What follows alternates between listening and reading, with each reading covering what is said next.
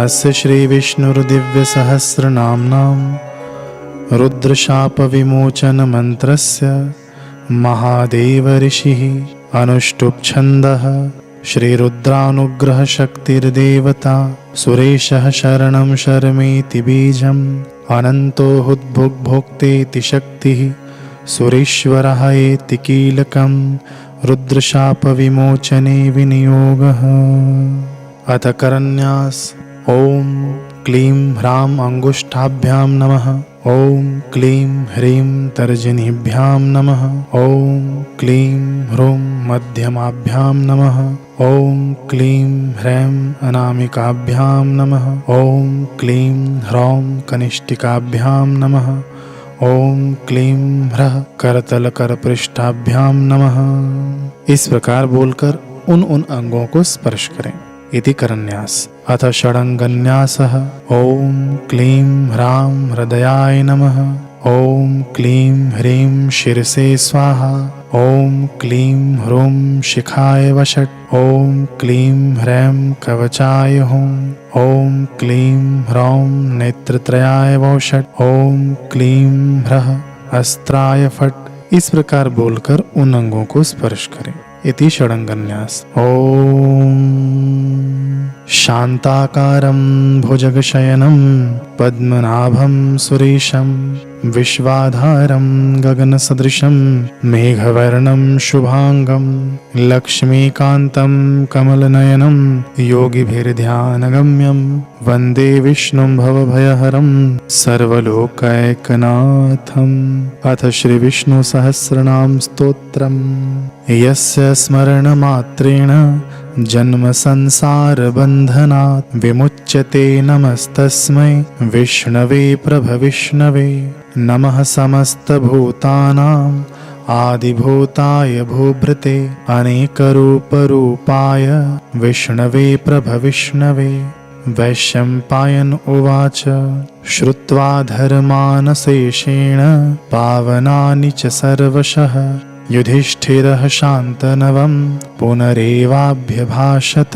युधिष्ठिर उवाच किमेकं दैवतं लोके किं वापेकं परायणं तुवन्तः कं कमर्चन्तः प्राप्नुयुर्मानवा शुभं।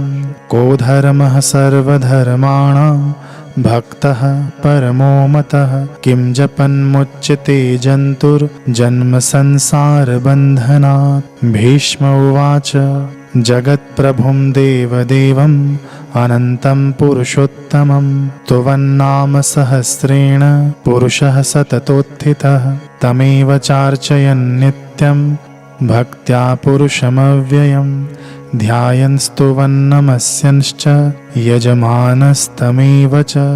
अनादिनिधनं विष्णुं सर्वलोकमहेश्वरं लोकाध्यक्षं स्तुवन्नित्यं सर्वदुःखातिगो भवेत्। ब्रह्मण्यं सर्वधर्मज्ञं लोकानां कीर्तिवर्धनं लोकनाथं महद्भूतं सर्वभूतभवोद्भवम्। एष मे सर्वधर्माणां धर्मोऽधिकतमो मतः यद्भक्त्या पुण्डरीकाक्षं तवैरर्चिन्नरः सदा। परमं यो महत्तेजः परमं यो महत्तपः परमं यो महद्ब्रह्म परमं यः परायणं पवित्राणां पवित्रं यो मंगलानां च मंगलं दैवतं देवतानां च भूतानां यो व्ययः पिता। यतः सर्वाणि भूतानि भवन्त्यादियुगागमे यस्मिंश्च प्रलयं यान्ति पुनरेव युगक्षये। तस्य लोकप्रधानस्य जगन्नाथस्य भूपते विष्णुर्नाम सहस्रं मे शृणु पापभयापहम्। यानि नामानि गौणानि विख्यातानि महात्मनः ऋषिभिः परिगीतानि तानि वक्ष्यामि भूतये। ॐ विश्वं विष्णुर्वषट्कारो भूतभव्य भवत्प्रभुः भूतकृद्भूतभृद्भावो भूतात्मा भूतभावनः भूतात्मा परमात्मा च मुक्तानां परमां गतिः अव्ययः पुरुषः साक्षी क्षेत्रज्ञोऽक्षर एव च। योगो योगविदां नेता प्रधानपुरुषेश्वरः। नारसिंह वपुः श्रीमान् केशवः पुरुषोत्तमः। सर्वः शर्वः शिवः स्थाणुर्भूतादिर्निधिरव्ययः।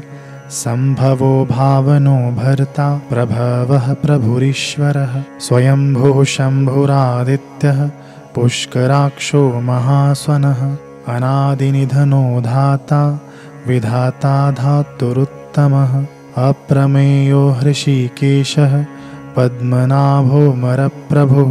विश्वकर्मा मनुस्त्वष्टा स्थविष्ठः स्थविरोध्रुवः। अग्राह्यः शाश्वतः कृष्णो लोहिताक्षः प्रतर्दनः। प्रभूतस्त्रीककुब्धाम पवित्रं मङ्गलं परम्। ईशानः प्राणदः प्राणो ज्येष्ठः श्रेष्ठः प्रजापतिः। हिरण्यगर्भो भूगर्भो माधवो मधुसूदनः। ईश्वरो विक्रमी धन्वी मेधावी विक्रमः क्रमः। अनुत्तमो दुराधर्षः कृतज्ञः कृतिरात्मवान्। सुरेशः शरणं शर्म विश्वरेतः प्रजाभवः। अहः संवत्सरो व्यालः प्रत्ययः सर्वदर्शनः। अजः सर्वेश्वरः सिद्धः सिद्धिः सर्वाधिरच्युतः। वृषा कपिरमे आत्मा सर्वयोगविनिःसृतः। वसुर्वसुमनः सत्यः समात्मा सम्मितः समः। अमोघः पुण्डरीकाक्षो वृषकर्मा वृषाकृतिः। रुद्रो बहुशिरा बभ्रुर्विश्वयोनिः शुचिश्रवः। अमृतः शाश्वतः स्थाणुर्वरारोहो महातपः। सर्वगः सर्वविद्भानुर्विश्वक्सेनो जनार्दनः। वेदो वेदविदव्यङ्गो वेदाङ्गो वेदवित्कविः। लोकाध्यक्षः सुराध्यक्षो धर्माध्यक्षः कृताकृतः। चतुरात्मा चतुर्व्यूहश्चतुर्द्रष्टश्चतुर्भुजः। भ्राजिष्णुर्भोजनं भोक्ता सहिष्णुर्जगदादिजः। अनघो विजयो जेता विश्वयोनिः पुनर्वसुः। उपेन्द्रो वामनः प्रांशुर्मोघः शुचिरुर्जितः। अतीन्द्रः सङ्ग्रहः सर्गो धृतात्मा नियमो यमः। वेद्यो वैद्यः सदा योगी वीरः माधवो मधुः। अतीन्द्रियो महामायो महोत्साहो महाबलः। महाबुद्धिर्महावीर्यो महाशक्तिर्महाद्वितिः। अनिर्देश्य वपुः श्रीमान् अमेयात्मा महादृदृक्। महेश्वासो महीभर्ता श्रीनिवासः सतां गतिः। अनिरुद्धः सुरानन्दो गोविन्दो गोविदाम्पतिः। मरीचिर्दमनो हंसः सुपर्णो भुजगोत्तमः। हिरण्यनाभः सुतपः पद्मनाभः प्रजापतिः। अमृत्युः सर्वदृक्सिंहः सन्धाता सन्धिमान् स्थिरः। अजो दुर्मर्षणः शास्ता विश्रुतात्मा सुरारिः। गुरुर्गुरुतमो धाम सत्यः सत्यपराक्रमः। निमिषो निमिषः सृग्वी वाचस्पतिरुदारधिः। अग्रणीर्ग्रामणिः श्रीमान् न्यायो नेता समीरणः। सहस्रमूर्धा विश्वात्मा सहस्राक्षः सहस्रपात्। आवर्तनो निवृत्तात्मा संवृतः सम्प्रमर्दनः। अहः संवर्तको वह्निर्नीलो धरणीधरः। सुप्रसादः प्रसन्नात्मा विश्वधृग्विश्वभुग्विभुः। सत्कर्ता सत्कृतः साधुर्जह्नुर्नारायणो नरः। असङ्ख्येयो प्रमेयात्मा विशिष्टः शिष्टकृच्छुचिः। सिद्धार्थः सिद्धसङ्कल्पः सिद्धिदः सिद्धसाधनः।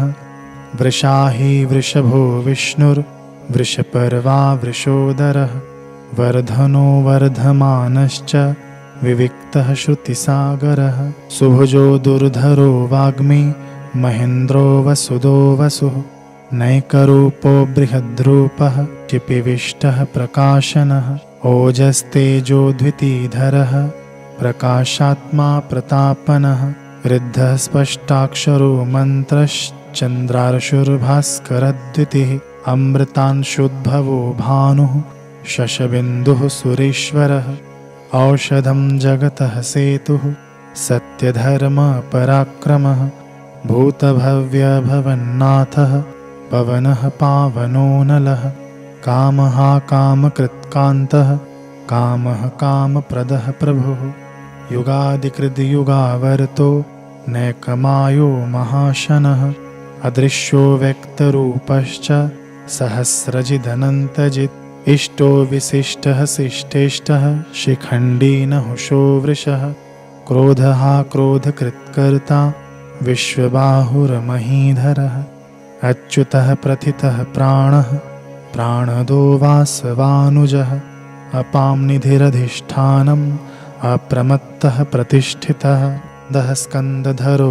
धुर्यो वरदो वायुवाहनः वासुदेवो बृहद्भानुर् आदिदेवः पुरन्दरः अशोकस्तारणस्तारः शूरः शौरिर्जनीश्वरः अनुकूलः शतावर्तः पद्मी पद्मिनिभीक्षणः पद्मनाभोरविन्दाक्षः पद्मगर्भः शरीरभृत् महर्धिरुद्धो वृद्धात्मा महाक्षो गरुडध्वजः अतुलः शरभो भीमः समयज्ञो हविर्हरिः सर्वलक्षणलक्षण्यो लक्ष्मीवान् समितिञ्जयः विक्षरो रोहितो मार्गो हेतुर्दामोदरः सः महीधरो महाभागो वेगवानमिताशनः उद्भवः क्षोभणो देवः श्रीगर्भः परमेश्वरः करणं कारणं कर्ता विकर्ता गहनो गुहः व्यवसायो व्यवस्थानः संस्थानः स्थानदोद्ध्रुवः परर्धिः परमस्पष्टस्तुष्टः पुष्टः सुभीक्षणः रामो विरामो विरजो मार्गो नेयो नयो नयः वीरः शक्तिमतां श्रेष्ठो धर्मो धर्मविदुत्तमः वैकुण्ठः पुरुषः प्राणः प्राणदः प्रणवः पृथुः हिरण्यगर्भः शत्रुघ्नो व्याप्तो वायुरधोक्षजः ऋतुः सुदर्शनः कालः परमेष्ठी परिग्रह उग्रः संवत्सरो दक्षो विश्रामो विश्वदक्षिणः विस्तारः स्थावरस्थाणुः प्रमाणं बीजमव्ययम् अर्थोऽनर्थो महाकोशो महाभोगो महाधनः अनिर्विण्णः स्थविष्ठो भूर्धर्मयूपो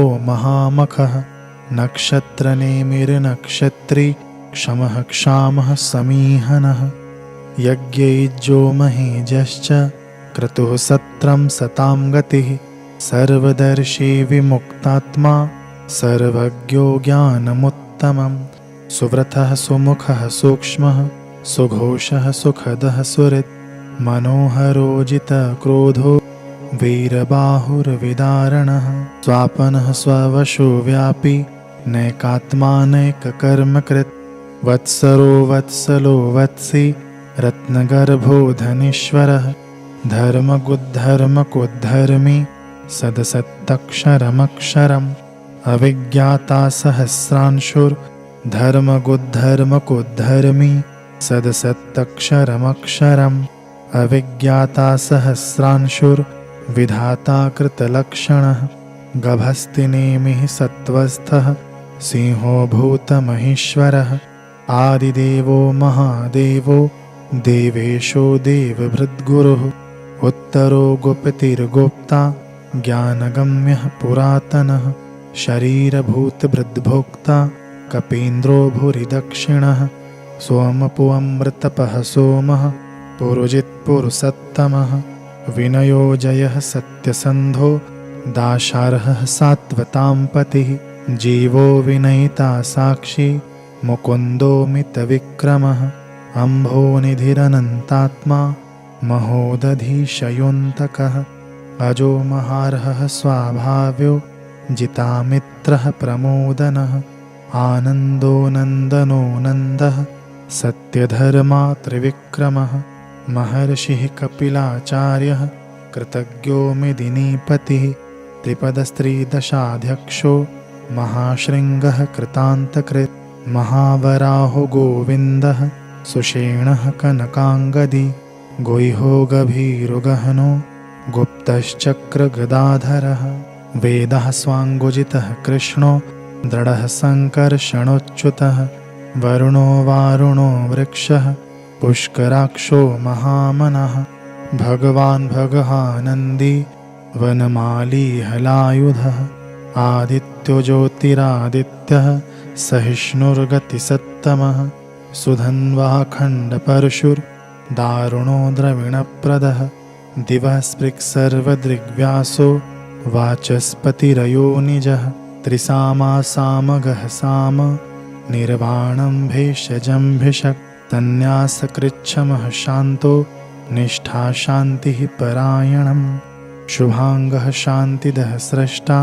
कुमुदः कुवलेशयः गोहितो गोपतिर्गोप्ता वृषभाक्षो वृषप्रियः अनिवर्ती निवृत्तात्मा संक्षिप्ताक्षेमकृच्छिवः श्रीवत्सवक्षः श्रीवासः श्रीपतिः श्रीमतांवरः श्रीधः श्रीशः श्रीनिवासः श्रीनिधिः श्रीविभावनः श्रीधरः श्रीकरः श्रेयः श्रीमल्लोकत्रयाश्रयः स्वक्षः स्वङ्गः शतानन्दो नन्दिर्ज्योतिर्गणेश्वरः विजितात्मा विधेयात्मा सत्कीर्तिश्छिन्नसंशयः उदीर्णः सर्वतक्चक्षुरनीशः शाश्वतस्थिरः भूषयो भूषणो भूतिर्विशोकः शोकनाशनः अर्चिष्मानर्चितः कुम्भो विशुद्धात्मा विशोधनः अनिरुद्धप्रतिरथः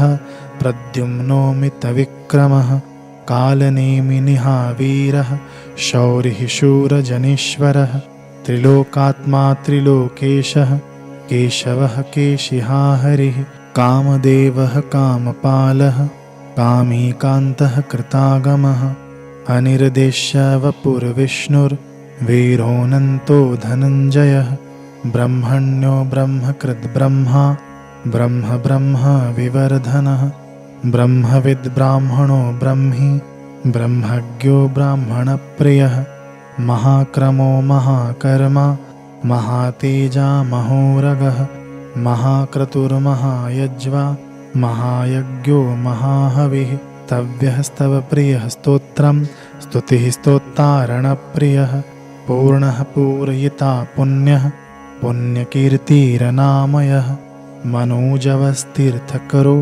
वसुरेता वसुप्रदः वसुप्रदो वासुदेवो वसुर्वसुमनाहविः सद्गतिः सत्कृतिः सद्दा सद्भूतिः सत्परायणः शूरसेनो यदुश्रेष्ठः सन्निवासः सुयामुनः भूतावासो वासुदेवः सर्वासु निलयो नलः दर्पः दर्पदो दृप्तो दुर्धरोऽथापराजितः विश्वमूर्तिर्महामूर्तिर्दीप्तमूर्तिरमूर्तिमान् अनेकमूर्तिरव्यक्तः शतमूर्तिः शताननः एकोनैकः सवः कः किं यत्तत्पदमनुत्तमं लोकबन्धुर्लोकनाथो माधवो भक्तवत्सलः सुवर्णवर्णो हेमाङ्गो वराङ्गश्चन्दनाङ्गदी वीरः विषमः शून्यो घृताशीरश्चलश्चलः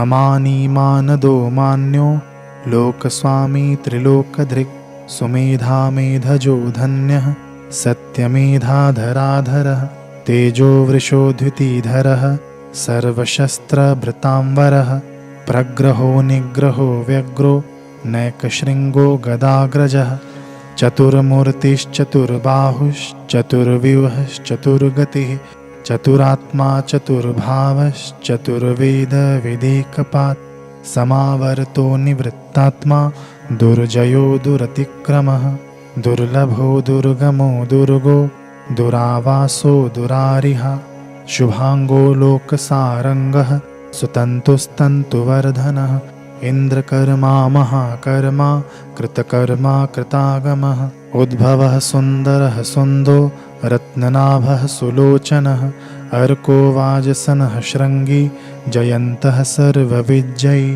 सुवर्णबिन्दुरक्षोभ्यः सर्ववागीश्वरीश्वरः महारथो महागर्तो महाभूतो महानिधिः कुमुदः कुन्दरः कुन्दः पर्जन्यः पावनो नलः अमृताशु अमृतवपुः सर्वज्ञः सर्वतोमुखः सुलभः सुव्रतः सिद्धः शत्रुजिच्छत्रुतापनः न्यग्रोधोदुम्बरो अश्वत्थश्चारुणान्द्रनिषूदनः सहस्रार्चिः सप्तजिह्वः सप्तैधः सप्तवाहनः अमूर्तिरनघोचिन्त्यो भयकृद्भयनाशनः अणुर्बृहत्कृशः स्थूलो गुणभृन्निर्गुणो महान् अधृतः स्वधृतः स्वास्यः प्राग्वंशो वंशवर्धनः भारभृत्कथितो योगी योगिशः सर्वकामदः आश्रमः श्रमणः क्षामः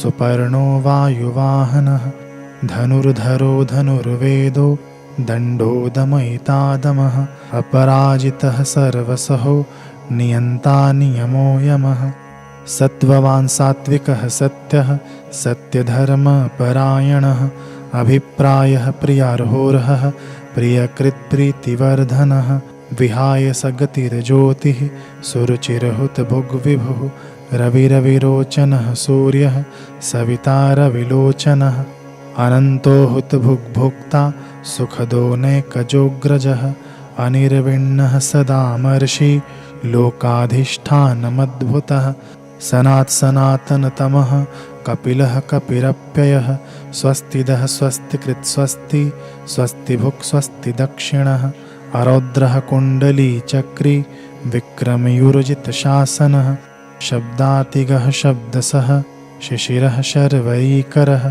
अक्रूरः पेशलो दक्षो दक्षिणः क्षमिणाम्बरः विद्वत्तमो वीतभयः पुण्यश्रवणकीर्तनः उत्तारणो दुष्कृतिः पुण्यो दुःस्वप्ननाशनः वीरः रक्षणः सन्तो जीवनः परिव्यवस्थितः अनन्तरूपोऽनन्तश्रीर्जितमन्युर्भयापहः चतुरस्रो गभीरात्मा विदिशो व्यादिशो दिशः अनादिर्भुर्भुवो लक्ष्मीः सुवीरो रुचिराङ्गदः जननो जनजन्मादिर्भीमो भीमपराक्रमः आधारनिलयो धाता पुष्पहासः प्रजागरः ऊर्ध्वगः सत्पथाचारः प्राणदः प्रणवः पणः प्रमाणं प्राणनिलयः प्राणभृत्प्राणजीवनः तत्त्वं तत्त्वविदेकात्मा जन्ममृत्युजरातिगः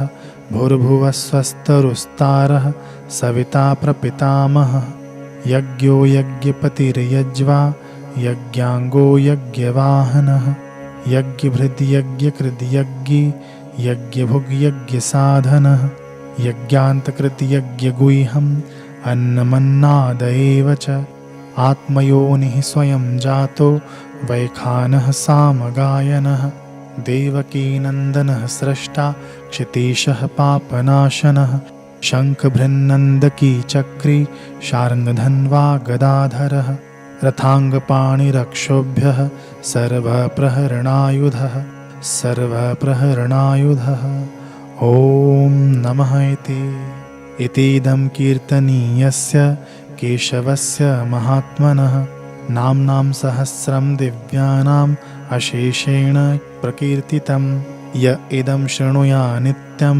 यश्चापि परिकीर्तयेत् नाशुभं प्राप्नुयात् किञ्चित् सोऽहमुत्रेह च मानवः वेदान्तगो ब्राह्मणः स्यात् क्षत्रियो विजयी भवेत् वैश्यो धनसमृद्धः स्यात् शूद्रः सुखमवाप्नुयात् धर्मार्थी प्राप्नुयात् धर्मम् अर्थार्थी चार्थमाप्नुयात् कामानवाप्नुयात् कामी प्रजार्थी प्राप्नुयात् प्रजां भक्तिमान्यः सदुत्थाय शुचिस्तदगतमानसः सहस्रं वासुदेवस्य नाम्नाम् एतत् प्रकीर्तयेत् यशः प्राप्नोति विपुलं ज्ञातिप्राधान्यमेव च अचलां श्रियमाप्नोति श्रेयः प्राप्नोत्यनुत्तमं न भयं क्वचिदाप्नोति वीर्यं तेजश्च विन्दति भवत्यरोगोऽद्वितीमान् बलरूपगुणान्वितः रोगार्त्वमुच्यते रोगात् बद्धो मुच्येत बन्धनात् भयान्मुच्येत भीतस्तु मुच्यतापन्नयापद दुर्गाण्यतितरत्याशु पुरुषः पुरुषोत्तमं तुवन्नाम सहस्रेण नित्यं भक्तिसमन्वितः वासुदेवाश्रयो मर्त्यो वासुदेवपरायणः सर्वपापविशुद्धात्मा याति ब्रह्म सनातनं न वासुदेवभक्तानाम् अशुभं विद्यते क्वचित् जन्ममृत्युजराव्याधि भयं नैवोपजायते इमं स्तवमधीयानः श्रद्धाभक्तिसमन्वितः युज्यतात्मसुखशान्ति श्रीधृतिस्मृतिकीर्तिभिः न क्रोधो न च मात्सर्यं न लोभो नाशुभामतिः भवन्ति कृतपुण्यानां भक्तानां पुरुषोत्तमे द्युः स चन्द्रार्कनक्षत्राखं दिशो भूर्महोदधिः वासुदेवस्य वीर्येण विधृतानि महात्मनः ससुरासुरगन्धर्वं स यक्षोरगराक्षसं जगद्वशे वर्ततेदं कृष्णस्य सचराचरम् इन्द्रियाणि मनोबुद्धिः सत्त्वं तेजो बलं द्वितिः वासुदेवात्मकान्याहुः क्षेत्रं क्षेत्रज्ञ एव च सर्वागमनमाचारः प्रथमं परिकल्पते आचारप्रभवो धर्मो धर्मस्य प्रभुरच्युतः ऋषयः पितरो देवा महाभूतानि धातवः जङ्गमाजङ्गमं चेदं जगन्नारायणोद्भवं योगो ज्ञानं तथा साङ्ख्यं विद्या शिल्पादिकर्म च वेदः शास्त्राणि विज्ञानम् एतत् सर्वं जनार्दनात् एको विष्णुर्महद्भूतं पृथग्भूतान्यनेकशः त्रिलोकान् व्याप्य भूतात्मा भुङ्क्ते विश्वभुगव्ययः इमं स्तवं भगवतो विष्णुर्व्यासेन कीर्तितं पठिद्य इच्छेत पुरुषः श्रेयः प्राप्तुं सुखानि च विश्वेश्वरमजं देवं जगतः प्रभवाप्ययं भजन्ति ये पुष्कराक्षं न ते यान्ति पराभवम्।